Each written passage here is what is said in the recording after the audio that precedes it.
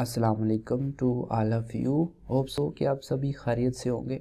तो आज हमारी असेसमेंट नंबर जो है वो 3 है और सेकंड वीक है हमारा। तो डिस्कशन करेंगे atomic emission spectroscopy is the measurement of dash from by the atoms. देखें, एटॉमिक एमिशन स्पेक्ट्रोस्कोपी के स्टार्ट पे ही हमने बात की थी कि जो स्पेक्ट्रा होता है वो स्पेक्ट्रा या तो इंटेंसिटी या एनर्जी या फ्रीक्वेंसी जो कि एमिशन है, नाम से पता चल रहा है कि एमिशन है, तो जाहिर सी बात है फिर एमिटेड रेडिएशन की ही मेजरमेंट हो सकेगी।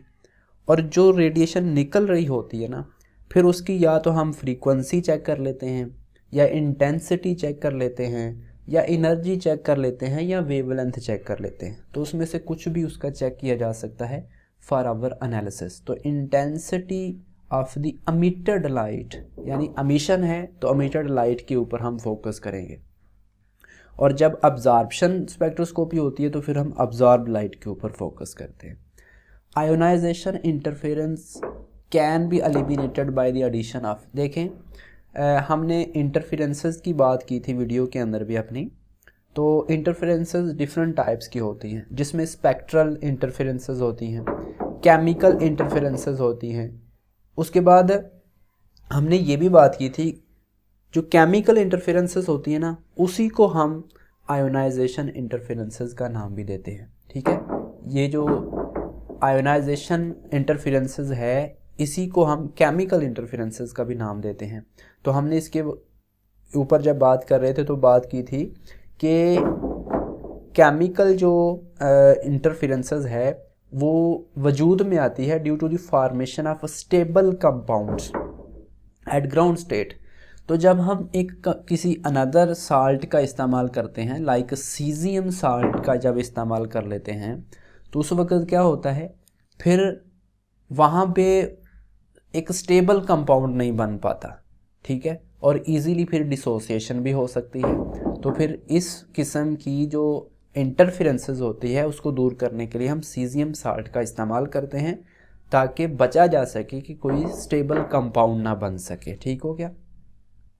इन atomic emission spectroscopy the emission is due to the electronic transition.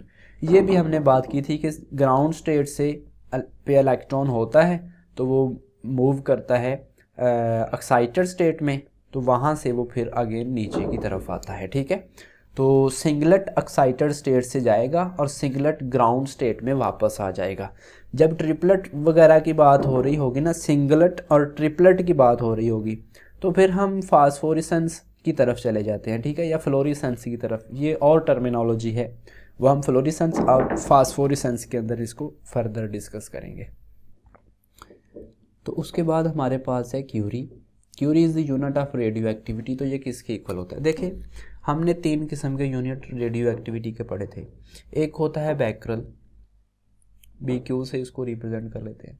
तो हमने कहा था कि 1 बैकरल जो होता है ये होता है 1 डिसइंटीग्रेशन पर सेकंड, 1 सेकंड में 1 डिसइंटीग्रेशन। ठीक है, इसी तरह हमने एक दूसरा यूनिट भी पढ़ रखा है कि क्यूरी जो होता है, क्यूरी भी यूनिट है रेडियो एक्टिविटी का। तो 1 क्यूरी भी हमने पढ़ा था कि ये 3.7 multiply 10 raise to the power 10 disintegration होती है पर सेकंड, पर सेकंड। ठीक है, DPS। फिर इसी तरह हमने एक और यूनिट भी पढ़ रखा है जिसको हम रदरफोर्ड कहते हैं। तो रदरफोर्ड क्या है? 1R यानी Rutherford is equal to 10 raise to the power 6 disintegration per second. तो दैट्स इट। ये 3 किस्म के यूनिट हैं रेडियो एक्टिविटी के। लेकिन ऐसा यूनिट की अगर बात की जाए ना, तो हमेशा याद रखना है कि जो बैकरल है ना, ये ऐसा यूनिट है हेनरी बैकरल के नाम से। ठीक है, तो यहाँ पे आंसर हमारा है 3.7 multiply 10 raise to the power 10 disintegration per second. So option number B is correct. Mass of an alpha particle, याद रखिएगा कि अल्फा पार्टिकल की बात हो रही है। तो अल्फा पार्टिकल हम किसको बोलते हैं? हीलियम के न्यूक्लियाई ही होते हैं। ठीक है, हीलियम के न्यूक्लियाई होते हैं +2 चार्ज के साथ। तो याद रखिएगा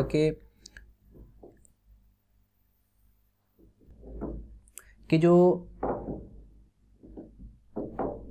1 AMU है, 1 AMU ये इक्वल होता है 0.166 multiply 10 raise to the power -26 kg। अब यहाँ पे गौर करना है, देखें जो अल्फ़ा पार्टिकल होते हैं वो हाइड्रोजन का 4 टाइम ही होते हैं, ठीक है। जब 1 हाइड्रोजन का जो 1 हाइड्रोजन का मैस होता है ना वो 1 AMU होता है। 1 हाइड्रोजन का मैस 1 AMU होता है और 1 AMU इसके इक्वल होता है, ठीक है। अब देखना है 4 टाइम्स दिस वन, अल्फ़ा का कहता है कि 4 टाइम है इसका, तो जाहिर सी बात है इसको 4 टाइम कर सकते हैं हम। इसी तरह 4 टाइम हाइड्रोजन का, तो जाहिर सी बात है अल्फ़ा का होता ही 4 टाइम है, क्योंकि 4 इसका होता है, 4 AMU एटॉमिक मास यूनिट होता है। तो ये सारी की सारी चीज़ें इक्वल हैं। तो याद रखिएगा कि ये हमें PPSC के एग्ज़ाम में आई थिंक सो कि 2017 वाले पेपर में पूछा हुआ था। तो all of above are correct options, ठीक है। आयोनाइजेशन पावर, आयोनाइजेशन पावर की बात करें तो ये एक ट्रेंड याद रख लें, अल्फ़ा की सबसे ज़्यादा होती है, उसके बाद बीटा की होती है, उसके बाद गामा की होती है, ठीक है। तो आप यहाँ से gamma rays is less than alpha particle, ठीक है, यानी गामा की इस अल्फ़ा से ज़ाहिर है कम है, अल्फ़ा की ज़्यादा है तो गामा की कम ही होगी। So option number B is correct. बाकी भी देख लें, gamma rays is more than beta rays, gamma की बीटा से ज़्यादा है ऐसा तो नहीं है, बीटा की गामा से ज़्यादा है। Alpha rays is less, alpha less नहीं है, सबसे ज़्यादा है। Beta rays is more, beta more नहीं है अल्फ़ा से। तो ये आर्डर आपने हमेशा याद रखना है, alpha is greater than beta and beta is greater than gamma. So this is correct option, ठीक है। नेक्स्ट हमारे पास है the conversion of aluminium to silicon by bombarding with alpha particles. देखें एल्यूमिनियम के ऊपर बम्बार्डमेंट करवाएं 27 और 13, इसके ऊपर अल्फ़ा पार्टिकल गिराने हैं। तो अल्फ़ा पार्टिकल क्या होते हैं, हीलियम के न्यूक्लियाई होते हैं, ठीक है, हीलियम के न्यूक्लियाई होते हैं।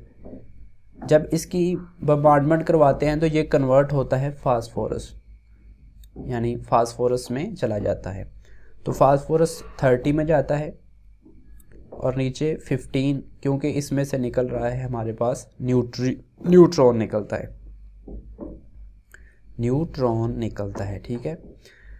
अब यहाँ पे फर्दर आगे ये वाला जो होता है, फर्दर आगे ये दोबारा जो है अपने आप को स्टेबलाइज करने के लिए क्या निकालता है, पॉजिट्रॉन निकालता है और सिलिकॉन में चला जाता है। सिलिकॉन 14 और साथ 13, और ये अमिट क्या करेगा, पॉजिट्रॉन। पॉजिट्रॉन को हम ऐसे जो है लिख सकते हैं, ठीक है, ये पॉजिट्रॉन है। तो अब देखते हैं, was done by F Joliot and Irene Curie. ये ऑप्शन भी करेक्ट है कि इन्होंने ही ये वाला कॉन्सेप्ट दिया, ये वाला रिएक्शन दिया। अमिटेड अ न्यूट्रॉन, न्यूट्रॉन की अमिशन भी हो रही है। Emitted a positron when phosphorus finally converted to silicon, तो ये काम भी हो रहा है, यानी पॉजिट्रॉन की भी अमिशन हो रही है। तो ऑल आर करेक्ट ऑप्शंस, ठीक है। Next, a compound containing 50% S character and S नहीं 50% जो है ना एस उसमें होगा और 50% ही ऑक्सीजन होगा। देखें अगर हम इनके एटॉमिक मैसेज की बेस के ऊपर बात करें तो S32 होता है और ऑक्सीजन तो होता है 16, तो ये रेशो बिल्कुल गलत है।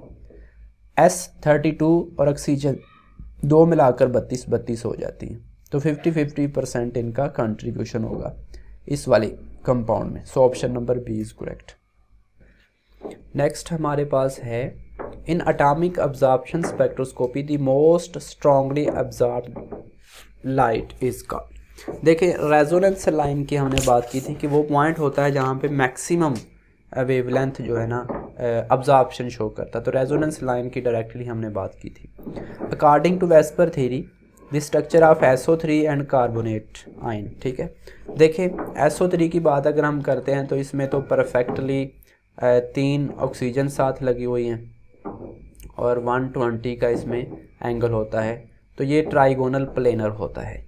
कार्बोनेट की बात करें तो सेंटर में अगर हम कार्बन लेते हैं तो इसमें एक डबल बॉन्ड होता है, 2 सिंगल बॉन्ड होते हैं, रेजोनेंस हाइब्रिड स्ट्रक्चर होता है और ये भी 120 का ही एंगल शो करता है और इसका स्ट्रक्चर भी सेम ट्राइगोनल प्लेनर होते हैं। तो दोनों के क्या होंगे?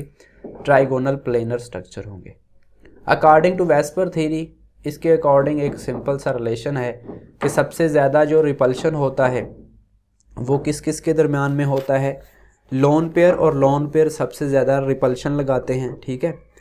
लोन पेयर और लोन पेयर सबसे ज़्यादा रिपल्शन लगाते हैं, फिर लोन पेयर और बॉन्ड पेयर, और सबसे कम जो होता है बॉन्ड पेयर के दरमियान होता है। तो सबसे ज़्यादा लोन पेयर, फिर लोन पेयर, बॉन्ड पेयर और लास्ट पे बॉन्ड पेयर और बॉन्ड पेयर। तो ये ऑर्डर करेक्ट ऑप्शन होगा। उसके बाद the conversion of sodium two magnesium. देखें सोडियम के ऊपर जब सोडियम जो होता है वो कन्वर्ट होता है, यानी वो हमें पहले प्रोटॉन देता है और फिर मैग्नीशियम जो होता है वो हमें पॉजिट्रॉन देता है, ठीक है।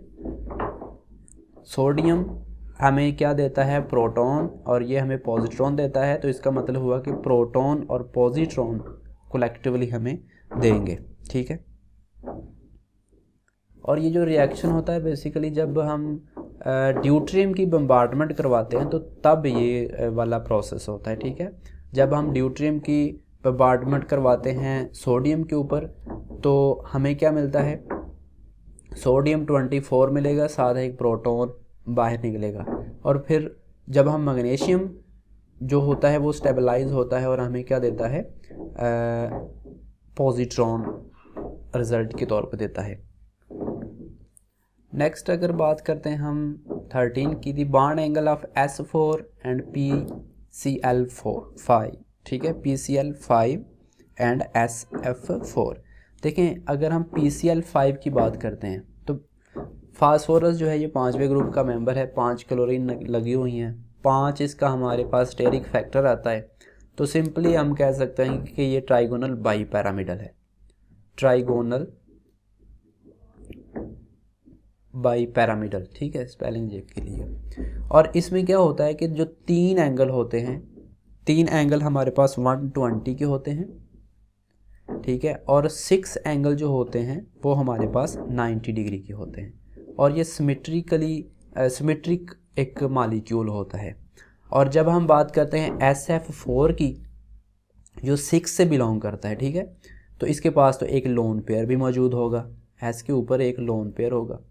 तो lone pair plus bond pair मिला के स्टेरिक फैक्टर तो 5 बना लेंगे और इसका स्ट्रक्चर भी ट्राइगोनल बाई पैरामिडल ही आएगा। लेकिन due to the presence of lone pair इसका जो बॉन्ड एंगल हैं वो सेम नहीं आएंगे, ठीक है। तो ये अनसिमेट्रिकल होगा, यानी सिमेट्रिकल नहीं होगा। तो हम कह सकते हैं कि डिफरेंट फ्रॉम ईच अदर, यानी इसके अंदर जो बॉन्ड एंगल होंगे एक दूसरे से डिफरेंट हो सकते हैं। उसके बाद maximum temperature attend bye acetylene nitrous oxide gas is used in the atomic emission spectroscopy. तो इसके ऊपर भी हम बात कर चुके थे कि इसका जो टेम्परेचर होता है मैक्सिमम वो 2800 तक होता है, ठीक है। वैसे एग्जैक्ट जो फिगर होता है वो तो 2955 होता है, ठीक है। तो क्योंकि ऑप्शन में करीब तरीन जो है वो हमारे पास है 28, तो हम 2800 इसमें से चूज़ कर सकते हैं। तो which of the following have regular geometries? Regular geometry देखें BF3 जो है ट्राइगोनल होती है, टेट्राहेड्रल होती है,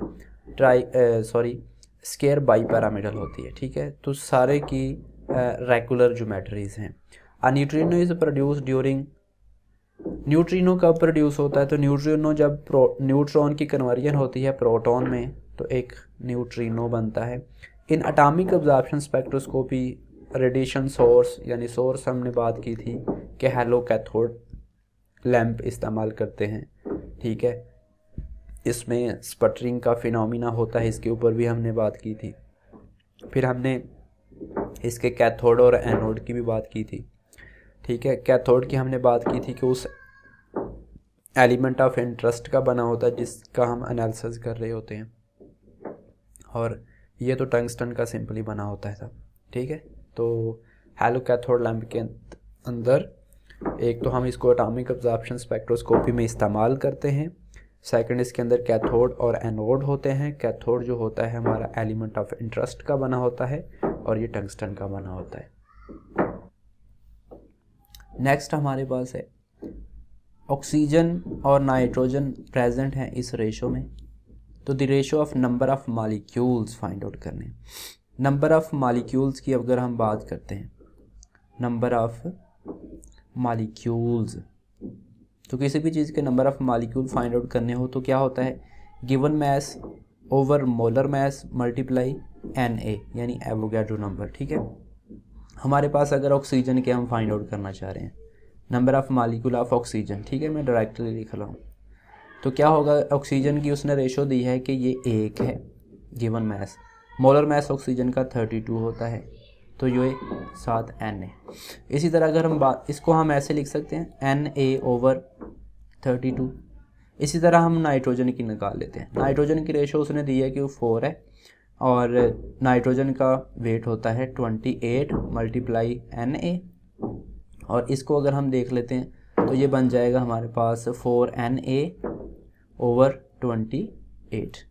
अब उसने पूछी हुई है हमें द रेशो, रेशो क्या होता है, तकसीम करना एक दूसरे को, इस वाली वैल्यू को और इसको हम क्या करते हैं, इनकी रेशो निकाल लेते हैं, इसको और इसको रेशो रख लेते हैं जी इनकी।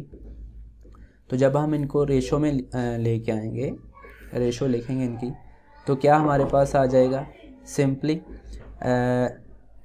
ऊपर ऑक्सीजन है ना, ऑक्सीजन पहले है तो उसी तरह लिख लेते हैं Na/4Na/28। तो सिंपली इसको जब हम सॉल्व करेंगे ना, तो जैसे भी इसको काट लें, यहाँ से 1 आ जाएगा और 4 के साथ है तो 7 4 बार 28, ठीक है, 7 4 बार 28, Na के साथ Na कैंसिल हो जाएगा, तो ये हमारे पास आ जाएगा, और ये बटा के नीचे है तो ये ऊपर चला जाएगा 7/32, तो ये बन जाएगी 7/32। तो ऑप्शन तलाश कर लेते हैं 7/32, ऑप्शन नंबर ए हमारे पास करेक्ट ऑप्शन होगा। इसी तरह अगर हम आगे चल रहे हैं थोड़ा सा, तो D orbital involved in DsP3 hybridization. देखें सिंपली अगर हम डी ऑर्बिटल की बात करें जो कि DsP3 हाइब्रिडाइजेशन में इन्वॉल्व है, तो ये DZ² है। इसके ऊपर इसको अगर आप जस्ट गूगल करेंगे ना, तो आपको इसके ऊपर बड़ी अच्छी खासी कॉन्सेप्ट जो है वो मिल जाएगा, ठीक है। तो ट्राई इट, थोड़ा सा फर्दर भी सीखा करें।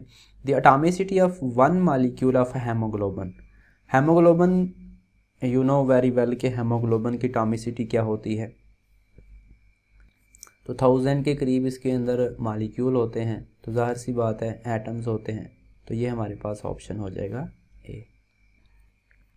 उसके बाद अगर हम बात करें न्यूक्लियाई विद मैजिक नंबर, इसके ऊपर भी हमने अपने लेक्चर में बहुत अच्छी खासी बातें की हैं कि मैजिक नंबर जिनके होते हैं वो न्यूक्लियाई बहुत ज़्यादा तादाद में पाए जाते हैं नेचर में। Which one of the following molecular species paramagnetic. देखें, एक मैंने वीडियो के अंदर ही सिखाया था कि अगर किसी, आपने जस्ट क्या करना होता है कि इलेक्ट्रॉन्स कैलकुलेट करने होते हैं, या तो वो 8 आ जाएं, या हमारे पास 10 आ जाएं, या 16 आ जाएं, ठीक है। अगर इस कैटेगरी में आ जाएं तो वो क्या होगा, वो पैरामैग्नेटिक होगा, अदरवाइज़ वो डायामैग्नेटिक होगा, ठीक है। तो जस्ट अप्लाई दिस कॉन्सेप्ट जिसके ऊपर फॉलो करेगा। नाइट्रोजन 14 इस में नहीं लाई कर रहा, दैट्स नॉट पैरामैग्नेटिक। F2 9 होते हैं तो ये 18 बन रहे हैं, तो ये भी फॉलो नहीं कर रहा, ये भी नहीं है। O2 negative. देखें ऑक्सीजन 1 का 8, 2 का 16 और एक नेगेटिव फर्दर, तो ये बन रहा है 17, यानी 8 है, तो दैट्स पैरामैग्नेटिक। O2 नेगेटिव ये 18 बन रहे हैं, तो दैट्स नॉट पैरामैग्नेटिक, ठीक है। तो option number C is correct option.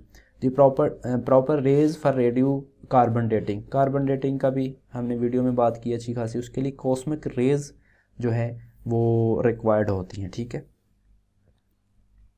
उसके बाद अगर हम बात करें NO3 नेगेटिव की, तो इसका सिंपल अगर हम स्ट्रक्चर ड्रा करते हैं तो N पॉजिटिव के साथ इधर भी ऑक्सीजन होगा, इधर भी ऑक्सीजन होगा, और ये डबल बॉन्ड के साथ हमारे पास हो जाएगा ऑक्सीजन। तो कहता है बॉन्ड पेयर और लोन पेयर इसमें कितने हैं, ठीक है। तो जस्ट कैलकुलेट, बॉन्ड पेयर कितने हैं हमारे पास, 1 2 3, ठीक है, 3 बॉन्ड पेयर हैं, प्लस लोन पेयर कोई भी नहीं है, तो इट्स मीन कि यहाँ पे 0 लोन पेयर है। और ऑप्शन में हमारे पास कोई भी करेक्ट ऑप्शन नहीं है इनमें, ठीक है, क्योंकि इसमें बॉन्ड पेयर 3 आ रहे हैं और लोन पेयर 1 आ रहा है, और इसका जो स्ट्रक्चर होता है वो ट्राइगोनल होता है, ट्राइगोनल प्लेनर स्ट्रक्चर होता है। तो इसको ज़रूर ठीक कर लीजिएगा। ऑप्शन इसमें का कोई भी ठीक नहीं लग रहा, क्योंकि नंबर ऑफ़ बॉन्ड पेयर कितने हैं, 3 है, और लोन पेयर इसमें 0 है।